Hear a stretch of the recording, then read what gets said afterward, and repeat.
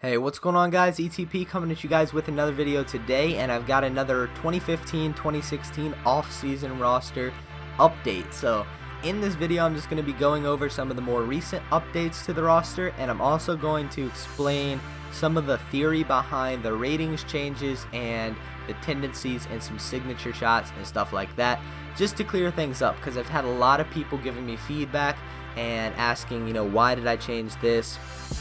This guy's rated too low, this guy should have a higher three-point shot, and I'm just going to kind of go into more detail about that and explain the theory, just to clear some things up.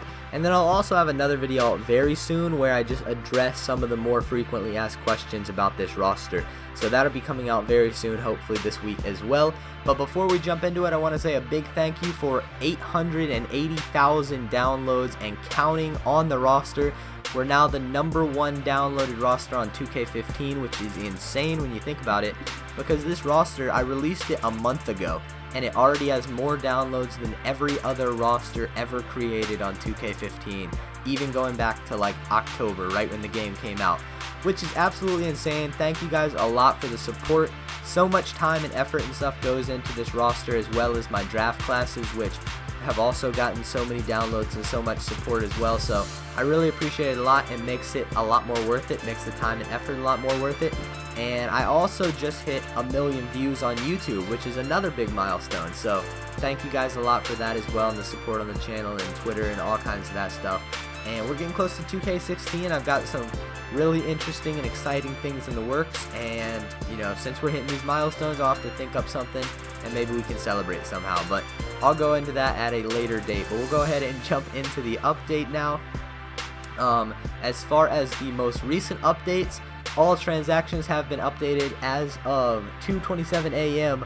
on July 27th. So when this video goes up tomorrow, or technically later today, from when I'm recording this, all transactions will be updated even further if something else happens. Most recent updates that happened was James Jones getting his official contract numbers, I believe. So I got that in, and then also I dumped Brendan Haywood and Mike Miller because they got traded and they're expected to be released. And then also Shabazz Napier to the Magic. That was one that happened today as well. So all transactions are updated as of right now. As far as guys added, a ton of guys were added recently since my last video. Wesley Saunders, he was added to the Knicks. I'm not even going to pronounce his last name, but Maurice, he was a really popular and highly requested person to add in, so he did get a contract with the Mavericks. I added him, or actually Pete added him. So big shout out to Pete. He's been doing great work with the roster, especially when 2K16 is kind of closing in. I get a lot more busy, especially with school coming up. It's going to start relatively soon, and he's been super good with updating this roster and adding in these guys, because I can handle all the updates, but adding in some guys, that definitely takes some more time, and he's been super helpful with that. So he added in a bunch of guys, so I appreciate that a lot. He's been awesome to work with this year and made the roster a lot better. Duje Dukin, he was added in. Seth Curry added to the Kings, and so on and so forth. Just a bunch of different guys were added, and a bunch of different guys were added to the free agent pool as well. And a lot of people don't know, but the guys that get signed, they're not all going to make the team still. They have a guaranteed training camp contract, but there's still a good chance that they could get cut from the team before the actual season starts. That's a very good possibility. So some of those guys in the free agent pool, just because I don't want to have to add more than 15 guys to a team, because that can cause some issues in my league and stuff. But Terran Petaway, he just signed a deal with the Hawks, but they don't have enough room on their roster, so I put him in the free agent pool. So if you want to release somebody or do the glitch where you can get more than 15 on a team, you can go ahead and check out the free agency pool, because a lot of guys were added to that recently as well. So we'll go ahead and I'll go into kind of the theory behind these attribute changes and tendencies and signature shots and stuff. So originally, this roster wasn't supposed to have any signature shots or attribute changes, or it was supposed to have very few attribute changes. So that was the plan originally, and I didn't do too much. I added a couple badges to Dellavedova, I think, because I don't even know if he had any badges. I redid Joe Harris. I added You know, I upgraded LeBron's attributes a little bit. I upgraded, you know, just a bunch of different guys. I think I upgraded Damari Carroll and Tobias Harris, and just a bunch of guys were updated just a little bit. And then Pete, he said he thought it would be a good idea to completely re-rate the roster based on synergy analytics, and that's what he ended up doing. So you'll see a lot of guys are rated differently than 2K had them rated, but it's honestly rated more accurately based on those analytics. Overall isn't a huge part of it. Like, a lot of people were freaking out because Harden was a 91 overall when he was like a 94 in 2K's roster update. But basically, he's still just as good as he was. He just has slightly lower like defensive IQ ratings. But even his, you know, defensive stats aren't bad because he did improve a lot as a defender. So don't freak out too much about the numbers. They're not too relevant. Guys still play more realistically than 2K had them, in my opinion, especially with the tendency edits and stuff. So that's the theory behind that, but I have heard your feedback, and I'll look into, you know, what I'm going to do for 2K16. I'll talk about that next year, obviously, because that's kind of far off, you know, before I start releasing another roster for next year. You know, that's pretty much a full year away. So I have heard a lot of feedback, and I'll be, you know, thinking about different ways to do things and thinking about how to improve the roster for next year and stuff like that as well. So thank you guys for the feedback, but this is what we're rolling with for now. It would be way too much of a pain to try to change everything back at this point in time, and personally I think it makes it good. But either way, another thing was signature shots. I changed Steph Curry's signature shot, which people were mad about for some reason. His signature shot in the game doesn't look anything like his. So I use Zach Marson. I don't know if that's how he pronounces his name, but Zach Marson, he's another community member, and he makes unbelievably realistic looking signature shots. And that's another guy that I've thought about, you know, contacting. I've followed him on Twitter and stuff. I've talked to him and stuff before. But he's another guy, you know, there's a chance. I've got some things in the works. He could be coming on board if he wants to for the for next year's roster, but again, I'll see about that in the future. But I think that his edit right here looks way better than what 2K had. That looks a lot like Steph Curry's shot to me, so I changed it. And if you're not happy about that, you can just go in and change it for yourself. It's really not hard at all. All you have to do is click edit player, scroll down to signature, and you can just go straight through and you can find Curry, shooting form Curry, shot base Curry.